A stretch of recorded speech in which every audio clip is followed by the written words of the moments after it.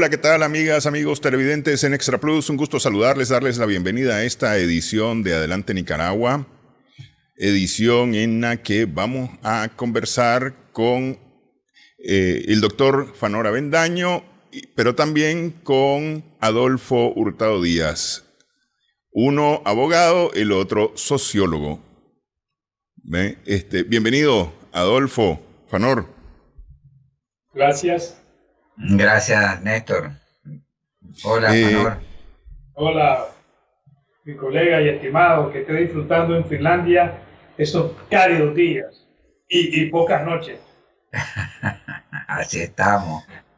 Dice Adolfo que está... Va a pasar como lo que nos dice el poeta español, 19 días y 500 noches. Por ahí. Sí. Dice Adolfo que tiene mucho calor ahorita. Están a 19 grados. Sí, está como Ponelo y Chinandega. Sí. En enero a las 7 de la noche. Es un día frío. Bueno, Adolfo tiene una tesis que es la que ha movido este programa, que tiene que ver con la institucionalidad, la legalidad y la legitimidad. Antes de entrar a esta tesis de Adolfo, que ya hemos presentado también a Fanor para que la conozca y sobre la cual vamos a conversar hoy, quiero preguntarles acerca de la opinión que tienen ustedes desde el punto de vista sociológico por un lado, pero también viendo todo el asunto político, Adolfo, del otro lado, Fanor, desde el punto de vista legal, sobre la decisión del Consejo Supremo Electoral anunciada esta semana.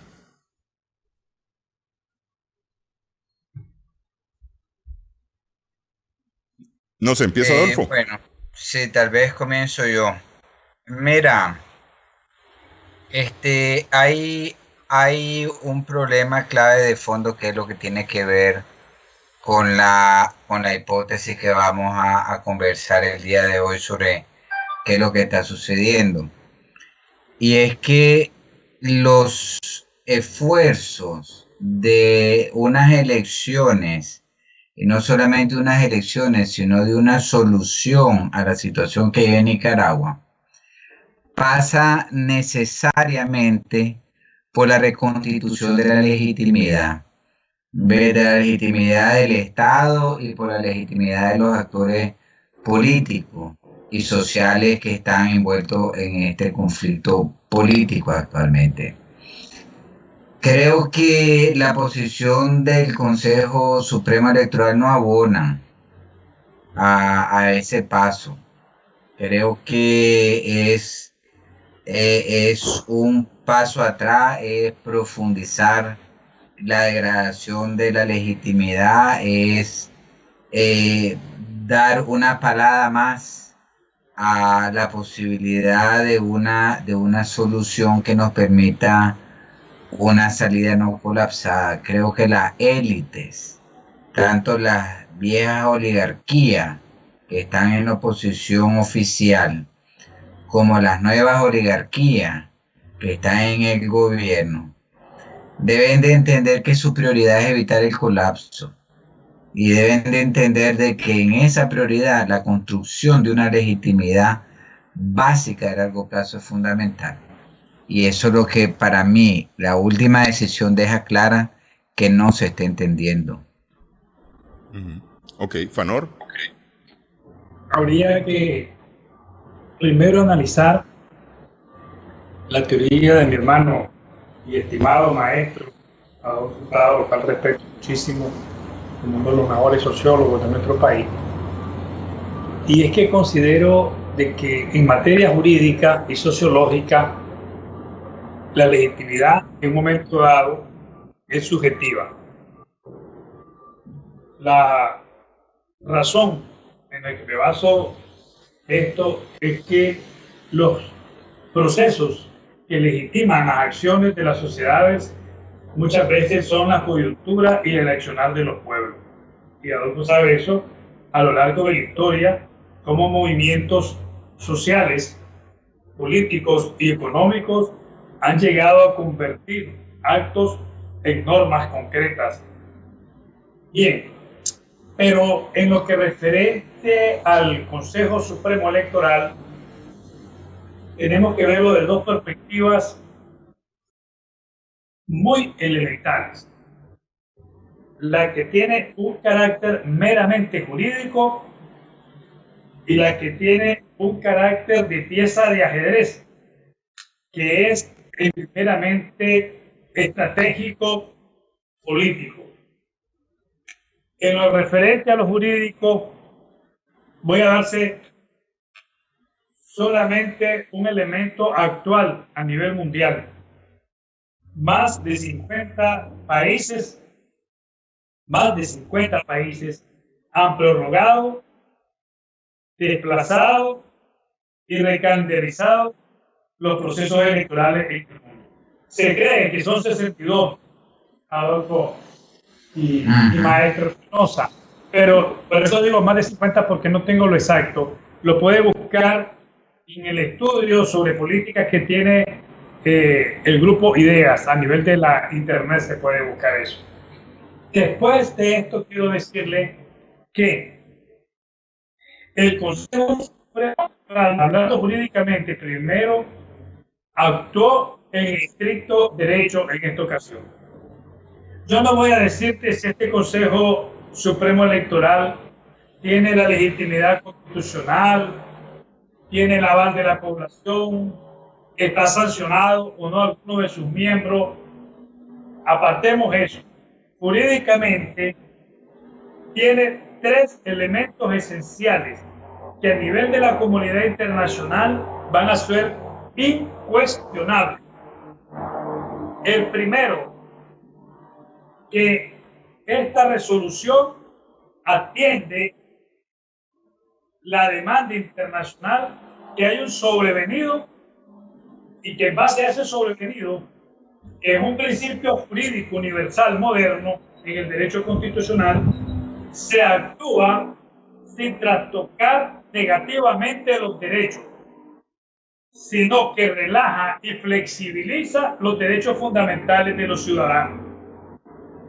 Esta teoría la podemos observar después de la Segunda Guerra Mundial, que viene a la par, te recordarás de esto, Adolfo, de la jerarquización constitucional, también que se da sobre todo en la Constitución alemana después de la Segunda Guerra Mundial, donde Willy Brandt y Konrad Adenauer hacen de esta Constitución alemana una de las más ricas y modernas del mundo occidental.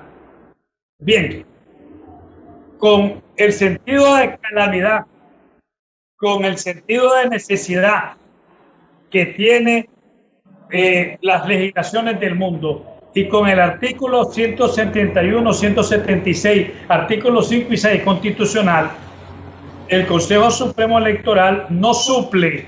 Ahí está el error de algunos políticos nicaragüenses que desafortunadamente,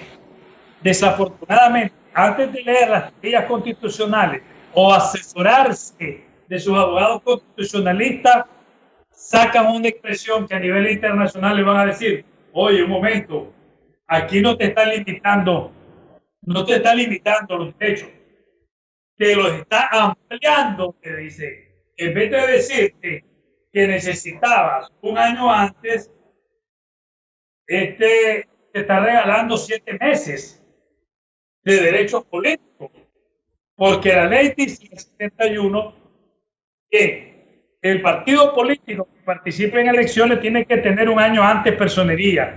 Ahora te lo va a dejar que 5 meses antes. O sea, te está regalando, o no te está regalando, rectificarlo, te está dando una flexibilización en el derecho político que en materia internacional, cuando hay cambios o interpretaciones en el momento por situaciones dadas de calamidad, de necesidad, el derecho de necesidad, que Adolfo sabe que esto existe, entonces viene y se te da un derecho.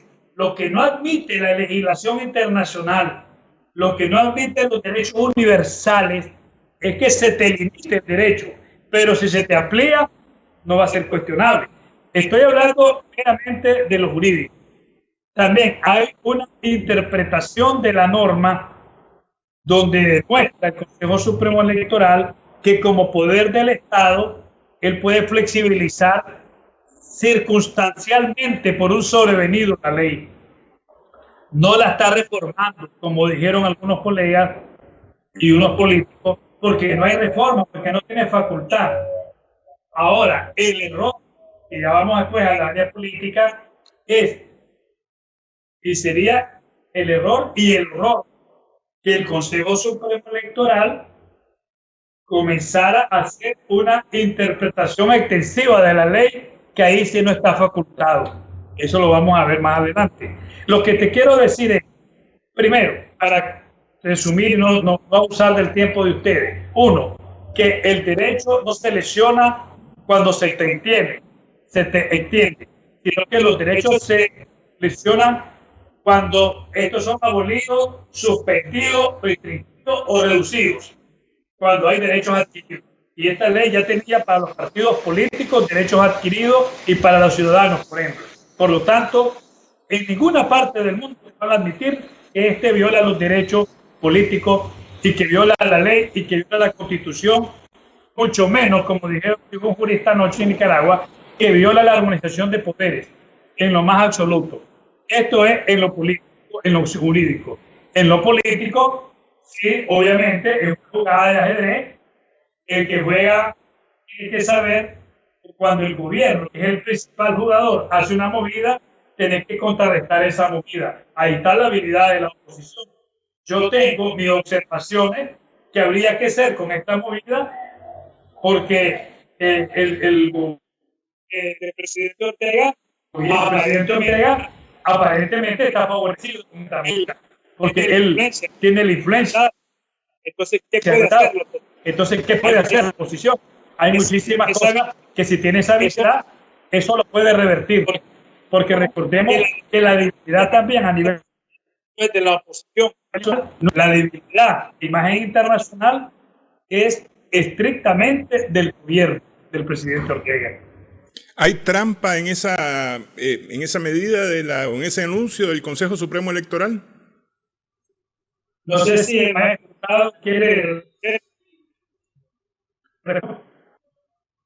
Adolfo. Fíjate que mi preocupación en esta materia no es de tipo jurídica. Es decir, hay diversas posiciones jurídicas de un lado o de otro para explicar esto. Creo que la posición del doctor Fanoré es clara desde el punto de vista jurídico. Mi preocupación es política. Ya, es decir, volvamos al tema de la legitimidad. Ves que no solo es un tema de las percepciones, la legitimidad es realmente lo que hace que los ciudadanos conviertan su obediencia en adhesión. Es decir, la legitimidad es lo que realmente hace, al final de cuentas, que se pueda gestionar las diferencias en una sociedad. Esa es la legitimidad. Entonces, nosotros en términos general, la sociedad nicaragüense en términos general, tiene su sistema político degradado. Pues vamos a discutir cómo es que llegamos a esta degradación, pero lo tenemos degradado. Hay una credibilidad muy baja, y eso lo vimos en las últimas encuestas de la CID Gallup. Más de la mitad de la población nicaragüense no cree en el Consejo Supremo Electoral, no lo ve con capacidades. A pesar de que la CID Gallup dice que si en este momento hubiera unas elecciones aún libres, las probabilidades que gane Ortega son enormes, pero ese no es el punto. El punto es que hay una degradación de la legitimidad. Entonces, estar haciendo movimientos que son tomados de manera unilateral, degradan esa legitimidad, degradan la credibilidad. Es decir, terminan reventando una estructura del Estado nicaragüense que está tremendamente dañada. Entonces puede ser todo lo legal, porque somos súper legalistas. Pero es que ese no es el problema. En Nicaragua no estamos donde estamos porque tenemos un problema legal. Tenemos un problema político y tenemos un problema de legitimidad. Y lo peor de la situación es que este problema político no es solamente entre el gobierno y el resto de la sociedad, no. Este problema político es entre las élites y el resto de la sociedad. Los que fallaron en esta situación desde 2007 fueron las élites nicaragüenses, vanguardizadas, como le gusta decir, por el Frente Sandinista y concretamente por doña Rosario y por don Daniel. Ves que ellos se pusieron al frente de la gran contrarreforma conservadora que se inició en 2007 y reventaron la situación. A ver, ¿cómo olvidémonos el tema legal? ¿Cómo se va a resolver si la Alianza Cívica, por ejemplo, está llena de estas élites que generaron esta ruptura institucional en conjunto con el señor Ortega y Murillo? Son parte de esa ofensiva conservadora que nos trajo donde estamos ahora. Entonces, está bien, podemos haber hecho un movimiento súper legal, súper justificado. Los ambientes internacionales pueden estar de acuerdo, pero el problema no es en los ambientes internacionales. El problema somos nosotros. El problema es nuestra comunidad. El problema es cómo nosotros nos relacionamos y cómo nosotros solucionamos nuestros problemas, cómo la élite tiene unas dificultades profundas, tanto las viejas como las nuevas, en entender y respetar lo que son las nuevas conciencias ciudadanas, los nuevos estándares de derechos humanos establecidos en nuevas prácticas sociales, que es justamente contra lo que atenta la gran reforma conservadora del 2007 a la fecha. Entonces, podemos irnos por el lado, o sea, es que yo está bien, no me voy a meter a si hay una trampa legal, no hay una trampa legal, hay un problema político. Esa es mi posición, esa es mi preocupación en todo esto. Fanor. Ok.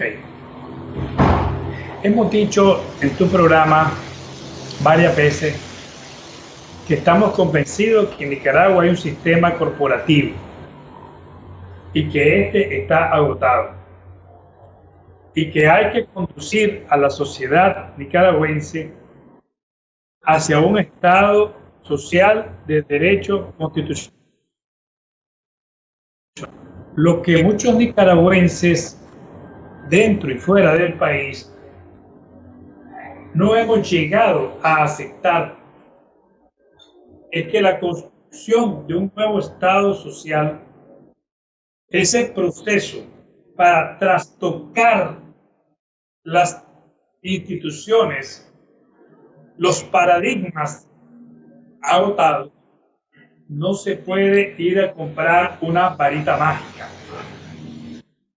Es un proceso largo y muchas veces engorroso. Este proceso tiene que iniciarse por una voluntad política de la sociedad nicaragüense para ir en los pasos que no tenemos otros, porque ya lo hemos dicho, muchos creen que o están soñando con una sandalia militar que venga del norte, otros viven soñando que los pobres campesinos y obreros exiliados armen un ejército irregular, porque eso es lo que te piden, ¿verdad? Y otros consideran que va a venir un sobrevenido y les encanta oír la canción de Silvio Rodríguez, y que ese rayo caiga en el Carmen. Eso no funciona así. Lo que tenemos que hacer es ir construyendo una voluntad política de nación, tener lo que se tiene a mano, entender filosóficamente y sociológicamente que el gobierno del presidente Ortega está agotado, que en vez de gobernar resiste, y eso no es porque me caiga bien o me caiga mal. Tengo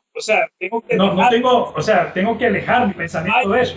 No hay gobernabilidad democrática en Nicaragua. No hay estabilidad económica en Nicaragua. No hay estabilidad macroeconómica en Nicaragua.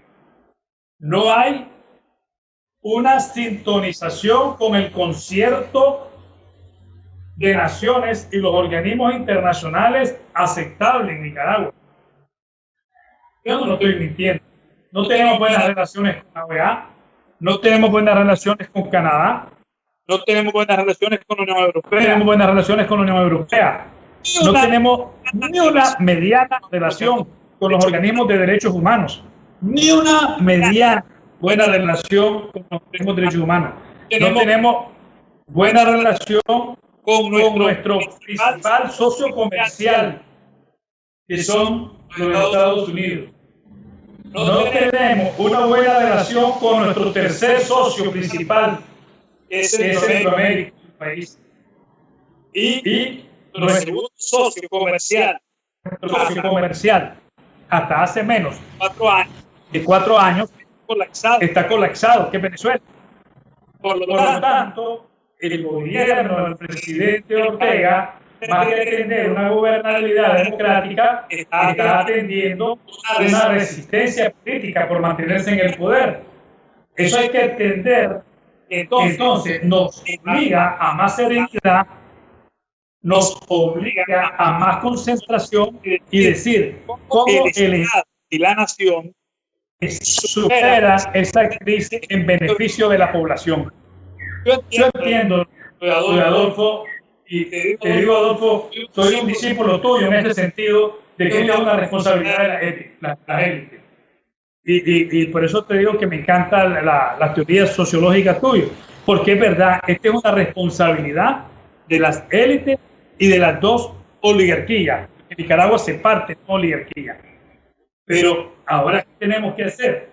Dar los aportes, decir cómo transitamos en un proceso, digámosle, entre comillas, democrático, con los pocos instrumentos y herramientas que tiene el país aún, que las tiene, y la comunidad internacional dice, bueno, vayan a elecciones con estándares mínimos y se comienza ese proceso para reactivación institucional, que uno diga bien, institucionalidad, que empieza también por un fortalecimiento de la justicia, la legitimidad, que es esencialmente el reflejo político de una sociedad democrática, y la legalidad para que nos tomemos la ley como una cultura, no como un recurso matrero y otro como una ley que está ahí obsoleta sin aplicarse, sino que la cultura legal de un pueblo implica cumplir la ley en primer lugar como ciudadano y hacer que se cumpla. Por lo tanto, el camino no es suave, no es fácil, pero aquí estamos entre Adolfo, desde su campo sociológico, yo como abogado, los medios de comunicación con un gran esfuerzo como hace Espinosa, pero aquí estamos los nicaragüenses, porque también hay que tener una convicción. En Nicaragua la convicción debe ser que la solución somos todos. Todos los nicaragüenses, sin excepción alguna. Ok, vamos a hacer una primera pausa en esta edición de Adelante Nicaragua. Ya prácticamente estamos en el tema que nos ha convocado. Regresamos en breve, conversamos con Adolfo Hurtado Díaz, Fanor Avendaño Sosa.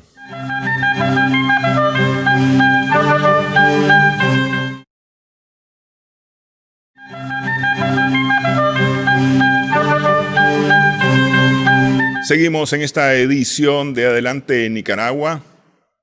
Estamos conversando con Fanor Avendaño y Adolfo Hurtado en Managua y en Finlandia, respectivamente.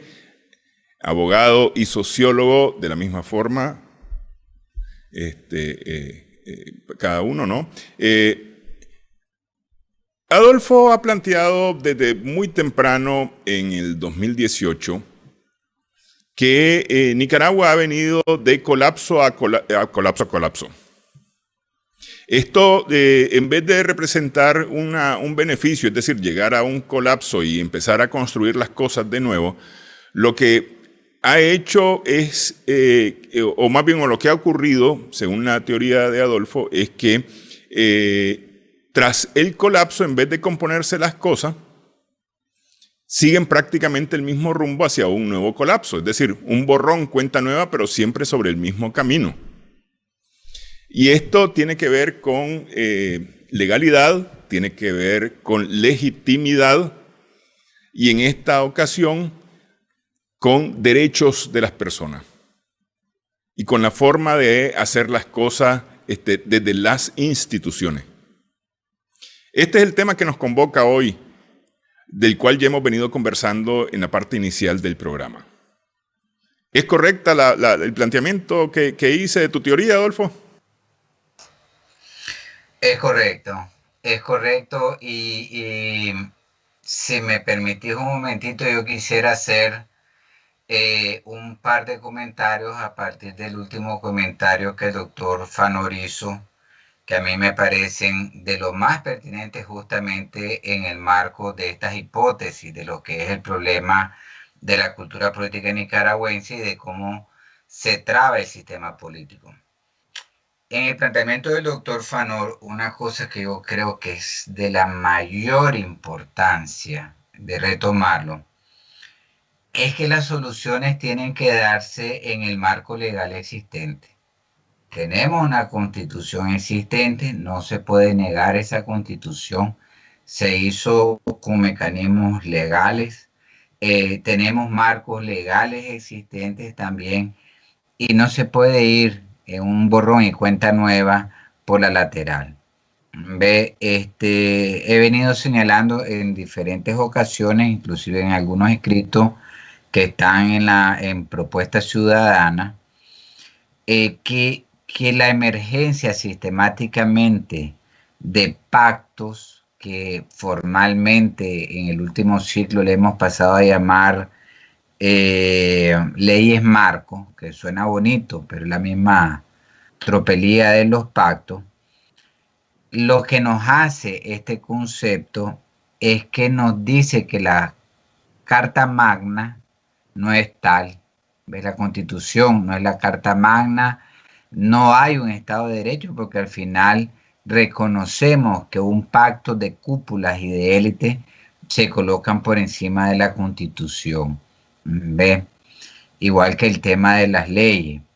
Entonces, la solución de cara a las elecciones, que yo diría más que a las elecciones, a la recomposición de la legitimidad y recomposición de la legitimidad del sistema político nicaragüense debe de partir de la institucional, de la constitución existente y debe de partir de las leyes existentes. No se puede ir más allá.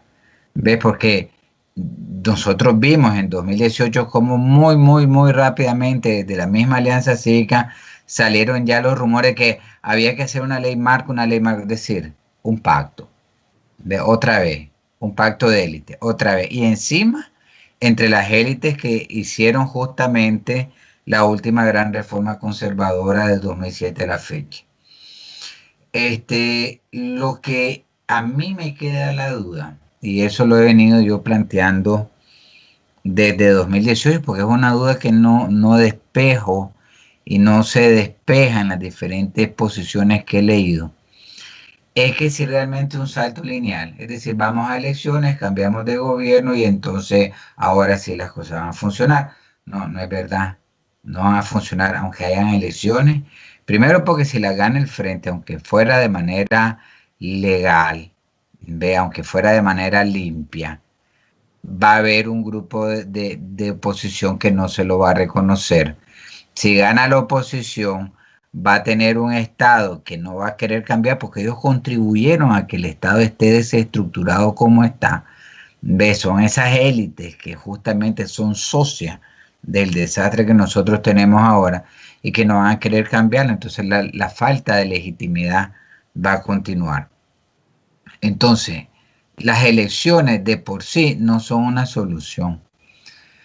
Nosotros en Propuesta Ciudadana hemos estado desde el 2018, hemos venido proponiendo y conversando de que es necesario pensar en una participación más masiva en las decisiones públicas de la sociedad en general, de los ciudadanos en general, y hemos planteado la viabilidad o la necesidad de un referendo.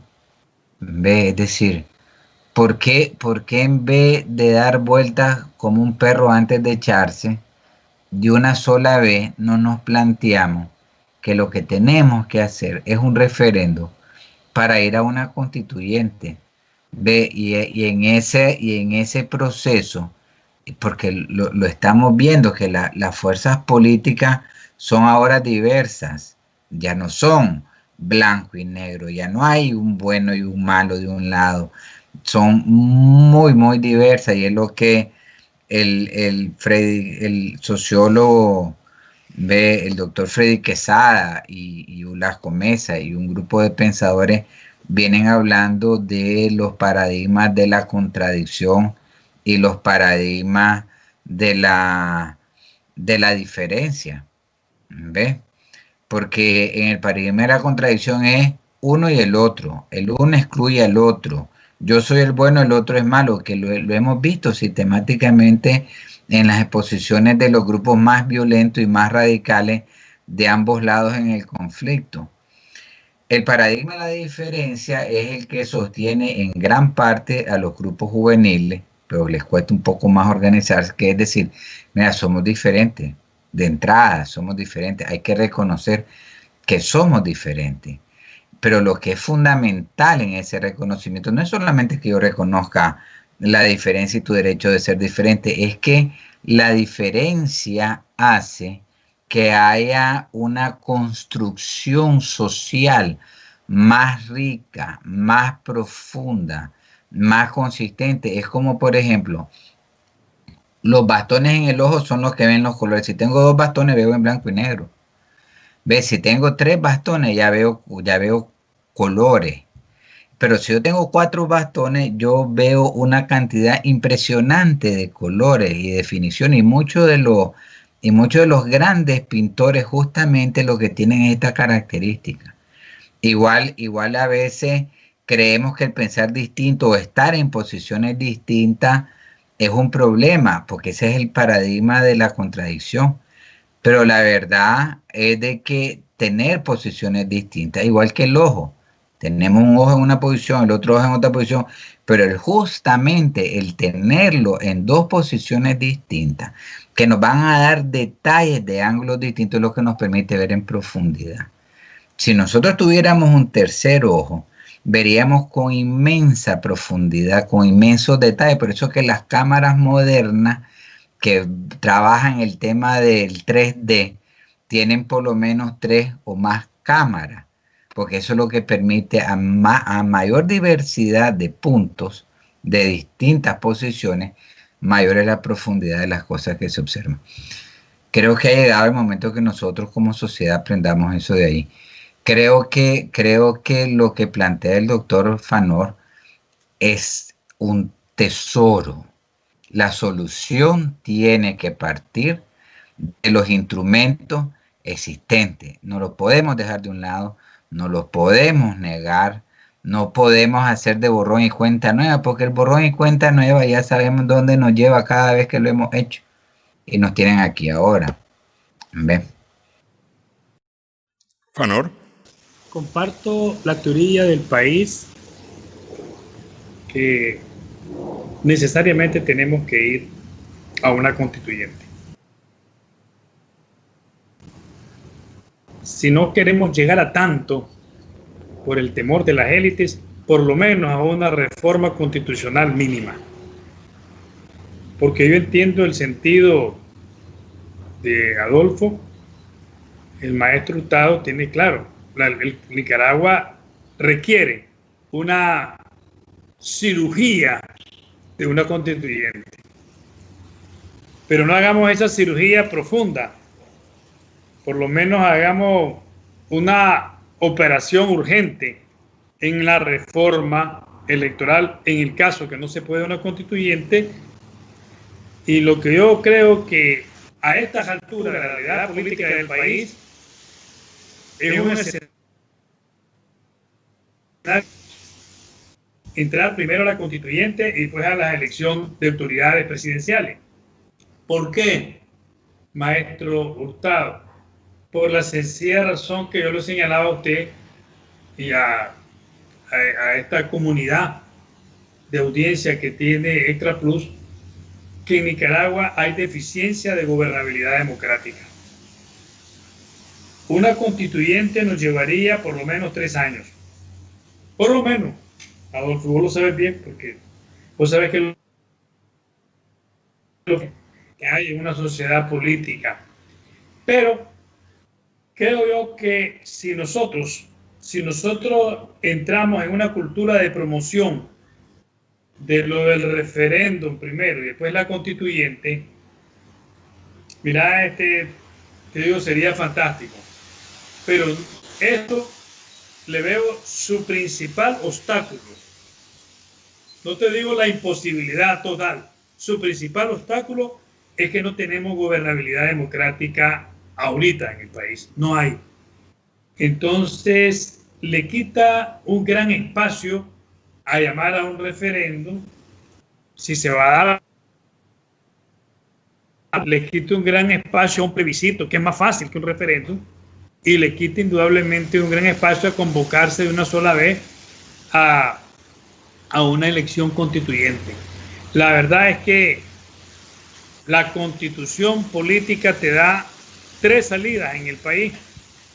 La más factible para la gobernabilidad son las elecciones del 21. Y yo creo que el mismo gobierno del presidente Ortega está desesperado porque se haga. Hoy día, no sé si la variante o los sobrevenidos podrían alterar, porque esto lo analizamos en el último programa que tuve con Néstor. Y yo sí creo que el gobierno sabe de que el tratamiento económico, la presión social, las diferentes sanciones en base a los decretos imperiales de los Estados Unidos, y ahora viene con Europa, Suiza, Canadá. Entonces, esto indudablemente que hay un desgaste. Si vos te fijas, hace 1 año y medio, el presidente decía que le valían las sanciones porque había arroz y frijoles. De las últimas 4 intervenciones del presidente Ortega pública, de las últimas 4, Adolfo, ella ha pedido el cese a la sanción. Quiere decir que está desesperado, ¿no?, el gobierno del presidente Ortega, porque esto vulnera más su gobernabilidad. Por lo tanto, tiene que tomar ajustes. Vas a ver ¿viste esta propuesta del Consejo Supremo Electoral? Esa es una jugada política, además de jurídica, que yo di mi análisis jurídico, pero es una jugada política. Vas a ver antes del 19 de julio otra jugada política. Va a haber otra jugada política. Además, la tensión y que la oposición no se ocupe en decir que no tuvo convocatoria el 19 de julio. Ya ahorita estamos en otra, fíjate, estamos en una narrativa y una dinámica de debatir qué es esa disposición del Consejo Supremo Electoral y su consecuencia, al contrario de la oposición de estar analizando que cómo estaba este 19 de julio la gobernabilidad del presidente Ortega. Vienen otras medidas que va a tomar Ortega, pero lo importante, si no se da cuenta de la oposición, que van a ir aflojando para cuando ya llegue la convocatoria y llegue a tener un arreglo el presidente Ortega con la OEA, que es con el quien lo va a tener entonces de manera formal, porque las conversaciones con el gobierno, el presidente Trump, son de otros niveles, y todos lo sabemos qué niveles se manejan a nivel de estas relaciones diplomáticas. Entonces el presidente Ortega va a venir aflojando. Después de las elecciones de noviembre en los Estados Unidos, va a tener de panorama el presidente Ortega y va a decir: o voy a comenzar a negociar con los demócratas, o voy a tomar mis medidas a sabiendas de que Trump en un segundo mandato, Nicaragua, le va a bajar los decibeles al discurso que tiene sobre la troika política de Latinoamérica. Y Ortega sabe que, porque conocemos de política y sabemos qué es el temperamento de un Trump, que no es un político de carrera, sino es un político en carrera. Entonces sabe de que Trump, una vez reelecto, se olvida de Nicaragua, torpedear a Cuba. Y en su medio más, al contrario de seguir torpedeando a Cuba, en el caso que sea reelecto, va a flexibilizar y va a relajar sus relaciones con La Habana, porque eso es lo que va a hacer. Y el tema de Venezuela, ese tema ya está en una mesa triangular. El tema de Venezuela está en una mesa triangular, donde en ese triángulo no está ajeno Maduro, sino que está en el centro, que son China, Rusia y los Estados Unidos.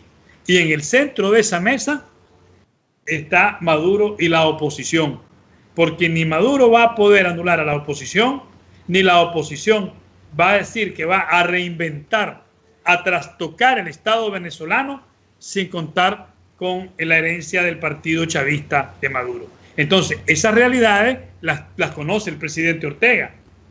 Ya sabe Ortega que no tiene más dinero del ALBA. Ya sabe Ortega que está perdiendo Surinam, que está perdiendo República Dominicana en la OEA, que le falta, que Argentina no es tan beligerante a como que tuvieron Kirchner, sino que Fernández te da una de cal y otra de arena, que México se está acercando a los Estados Unidos. Todo esto lo está analizando, que Cuba, con una actitud solidaria con Nicaragua, pero crítica en torno al COVID. Para nadie es un secreto que la delegación de médicos cubanos se tuvo que retirar de Nicaragua. Entonces, Cuba también está jugando su... Cuba, como en los años, él fue el único que se salvó en el hemisferio, sabe cómo están las negociaciones entre Venezuela y China, Rusia y Estados Unidos. ¿Por qué? Porque Cuba va adelante medio siglo en cultura de estrategias políticas en Latinoamérica. Nosotros los nicaragüenses no sabíamos cómo iban las negociaciones Obama-Castro, pero sí saben el presidente Miguel Díaz-Canel cómo van las conversaciones Maduro-Trump. Perfecto. Entonces, esa es la ventaja que tienen algunos países sobre nosotros, en lo que nosotros somos un peón en ese ajedrez internacional. En Cuba es prácticamente un rey. Ok, vamos a hacer una pausa en esta edición de Adelante Nicaragua. Nos metimos al contexto internacional con FANOR, pero es importante también verlo. Regresamos en breve.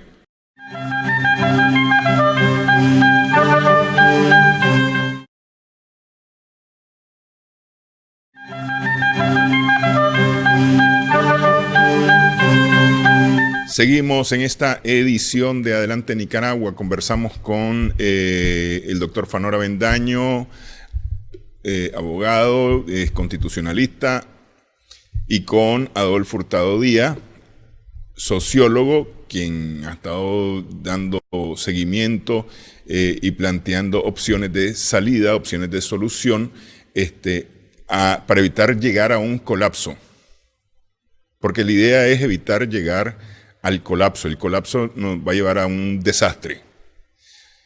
planteaba el contexto internacional, FANOR. A ver, Adolfo, ¿esto te preocupa a vos? Es decir, es correcta el análisis que hace el doctor Fanor en materia internacional, pero eso resta fuerza o da fuerza digamos, a los conflictos internos, pero no garantiza una solución de largo plazo, no garantiza una solución estratégica o una solución sostenible que nos saque de este carril histórico en el cual estamos desde 1859, de estar colapsando cada cierto tiempo. Mi preocupación es que en eso que yo he llamado de la cultura política postcolonial, tenemos un problema en que la legitimidad siempre está afuera y los asuntos internos siempre se han tomado y decidido por las élites pura y dura, sin ningún consenso de ningún tipo de ciudadano. ¿Ve? Yo he estado dándole vuelta al tema de la naturaleza de estas crisis, cómo llegamos otra vez a esta crisis, aunque ya en 2005 ya era previsible que tarde o temprano íbamos a llegar aquí. La pregunta es, ¿cómo se construyó este último trecho que se construye de 2007 a la fecha, de que muchos quieren hacer descansar toda la responsabilidad en las élites nuevas, representada por el señor Ortega y la señora Murillo, en el Frente Sandinista? Pero en realidad es una alianza de las élites que va mucho más allá. Ya, es decir, alrededor de esa gran oleada conservadora de 2007 en adelante, que en realidad comienza en 2006, se produce entre esta oligarquía nueva sandinista, el COSEP, por eso tenemos un Chanito Aguirre que es un inmortal, él en la presidencia como lo es Daniel Ortega. Tenemos un Anchan, que la embajadora de los Estados Unidos se los echó en cara justamente antes de irse en el 2018. Tenemos la banca, el gran sector financiero, y por eso son, digamos, los grandes jugadores en las tomas de decisiones, pero también participaron las iglesias. Y justamente este mismo grupo es el que conforma después, en el 2018, un conflicto que ellos no fueron necesariamente los que salieron a defender los derechos. Ellos terminan abrogándose la representación, como decían algunos de los dirigentes, inclusive de la misma Alianza Cívica: a mí me eligió el obispo, yo no tengo por qué poner en juego mi representación. Es decir, son las mismas oligarquías que se auto eligen, y se erigen en los defensores. El problema es de que ese grupo de la Alianza Cívica, contrario a lo que dice Arana en uno de sus artículos en la prensa, ellos son responsables directos, ellos son los socios históricos de la gran contrarreforma. Una contrarreforma que tiene elementos bien concretos. Tiene, por ejemplo, elementos de que violan los derechos a la vida básico. Tiene su inicio en la eliminación del aborto terapéutico. No estamos hablando del aborto. Todo el mundo dice, el aborto. No se eliminó el aborto, se eliminó el aborto terapéutico, que era para salvar mujeres en riesgo, en situaciones de riesgo, y termina desencadenando la matanza de 2018, porque es matanza, no hay otro nombre. Es una matanza al punto que hasta tenemos un jefe de la policía que todavía fue ascendido después que danzó, después de haber estado matando a sus hermanos nicaragüenses. Y todavía tenemos la situación del COVID, donde el gobierno expone a los más pobres, a los que han tenido hambre en su infancia, que son las víctimas de esta situación, y los expone y les miente. O sea, una alianza que es contra la vida.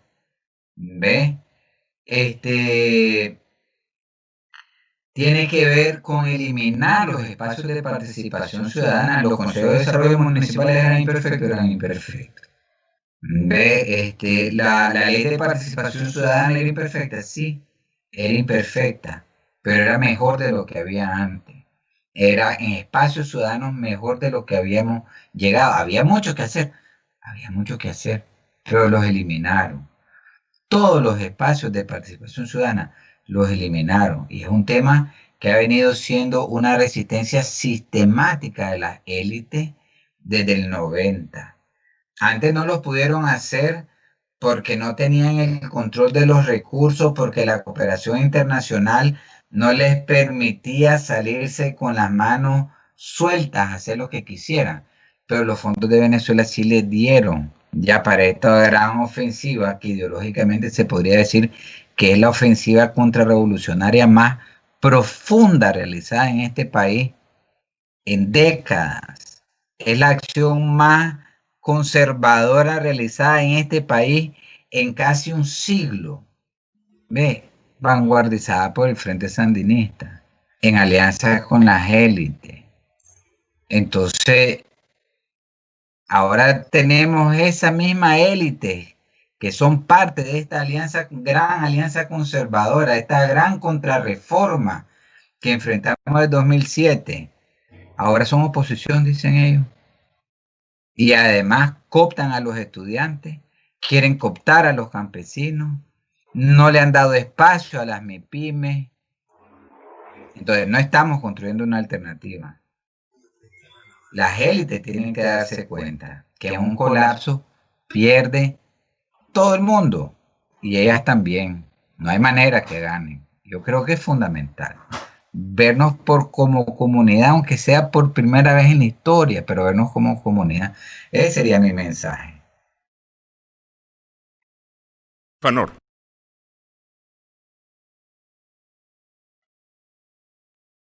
En el país hay muchísimas cosas que hacer. Hay que hablar de la población de que la oposición, además del aporte que hay que hacer a la reconstrucción institucional, hablamos de la legitimidad de la institución y la legalidad que ha referido en su discurso el maestro Hurtado, es que también necesitamos construir una sociedad política vinculada a la cotidianidad de los ciudadanos y ciudadanas. No podemos hablar de las leyes, como decía Adolfo, de que hagamos una ley de autonomía municipal, porque no existe la autonomía municipal, esa es parte del debilitamiento de gobernabilidad democrática en el país. No podemos hablar de ley de participación ciudadana, no podemos hablar de ley de la familia, de ley de la violencia contra la mujer, si no se tiene una oposición que también asuma con sensibilidad estos temas. No podemos hablar de políticas y de cambios profundos. No podemos hablar de constituyentes. Si no estamos hablando de eso, hablando del problema de vivienda, de salud, de empleo, de educación, que tiene la mayor parte de la población. Los temas más sensibles actualmente es el desempleo, es el problema de la energía eléctrica, es el problema del abastecimiento de alimentos, es el problema del agua en más del 40% del territorio del país. El corredor, los barrios vulnerables en Managua no tienen agua también, además del corredor seco. Si los sectores de oposición, si los sectores académicos como nosotros, en este caso de Adolfo y mi persona, si los medios de comunicación, en el caso de ustedes como Extra Plus, no atienden a la par de la sensible necesidad de trastocar el sistema político, porque eso es lo que yo quiero resumir, lo que ha dicho mi colega, pues, lo que propone es trastocar el sistema político y social del Estado. Y aplaudir. Pero aparte de eso, tiene que, ojo, la población no le va a interesar si lo quieres trastocar, si no ves sus problemas sensibles cotidianos. Y es ahí donde hemos fallado algunos sectores. Tenemos que atender eso, Adolfo, porque si no lo atendemos, la gente, cómo está la leche, cómo están los frijoles, cómo está su hijo estudiando. No todos los niños en Nicaragua tienen una computadora y pueden recibir clase en línea. No pueden tener también un televisor en una pantalla pegada a una pared los niños, porque no tienen también las condiciones de un espacio para decir que van a recibir televisión en línea. También hay que entender eso. Por algo el gobierno también en alguna medida dice, ¿qué hago con todos los niños en su casa? Si la internet no llega ni al 30% en Nicaragua, que tenga abarcado todos los hogares, cuando muchos los andamos en los celulares comprando 20 pesos leoninos, que las dos transnacionales a veces se te van en una llamada. Entonces, todos estos temas, el tema de la comunicación es un tema de derechos humanos hoy día en muchos países, tenemos que verlo. No se puede ver aislado del campesino que no tiene cómo tener acceso al préstamo para la siembra. No podemos decir que la pequeña y mediana empresa tiene acceso al préstamo financiero para reactivarse.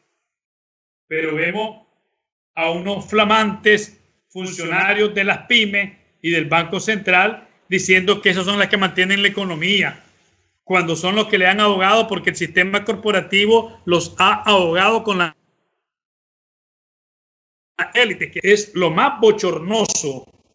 Lo más bochornoso es que representantes de las pymes sean miembros del consejo directivo del Banco Central, que es el que mantiene y sustenta el marco del sistema corporativo en Nicaragua, que es el sistema que quien más machaca, quien más pisotea es a las pequeñas y medianas empresas, además del ciudadano común y corriente. Desde ahí tenemos que hacer una perspectiva de análisis, tenemos que hacer una perspectiva de planteamientos ante el país para quitarle primero la doble moral, el doble estándar que tiene el gobierno del presidente Ortega al tener funcionarios con doble o triple cartera que más bien mancilla los intereses de los ciudadanos. Ok, pero ahí llegamos al tema del clientelismo político. Y el clientelismo político que ha sido una herramienta que han ocupado moros y cristianos para convencer o para atraer votos, pues. Puede ser.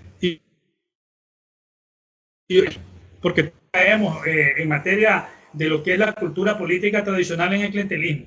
No creas que los vicios van a desaparecer como que te cambiaste una chaqueta o te cambiaste una marca. No van a desaparecer. Por eso yo dije al principio de mis intervenciones, cuando apoyé la teoría de don Adolfo, y es que dije, necesitamos ir caminando. No se puede inventar una varita mágica. Dije. ¿Por qué? Porque hay que partir de los vicios nuestros, humanos. Hay que partir de los vicios sociales. Hay que partir de los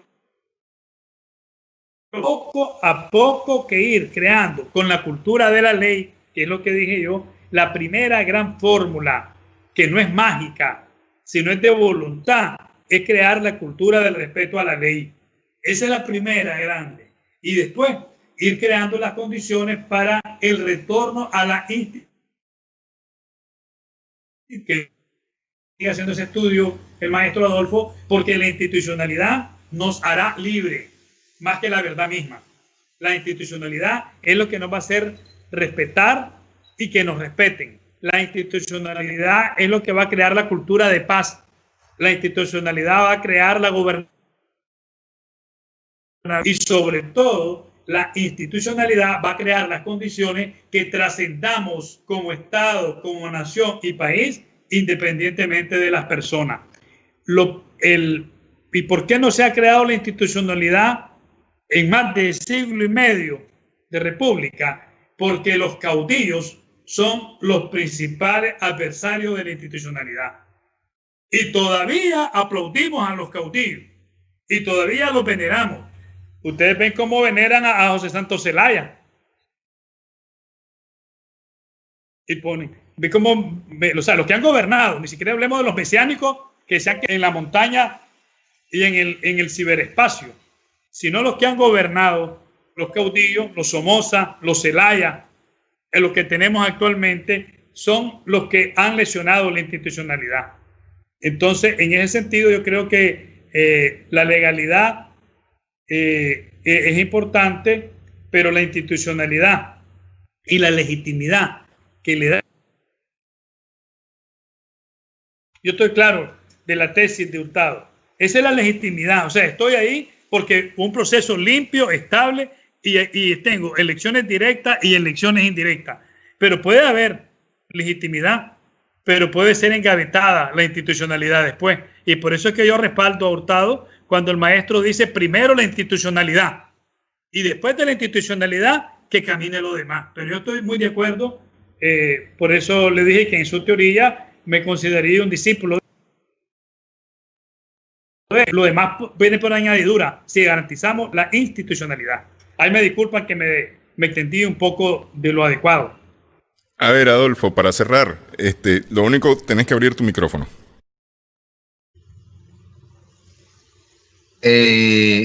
¿Dónde firmo lo que habló el doctor Fendaño? Sí, no, yo no tengo más nada que decir. Yo creo que él ha hecho un buen resumen de la reflexión de hoy. Estoy totalmente de acuerdo y yo creo que tiene que remarcarse. Es institucionalidad y legitimidad. Esa es la batalla.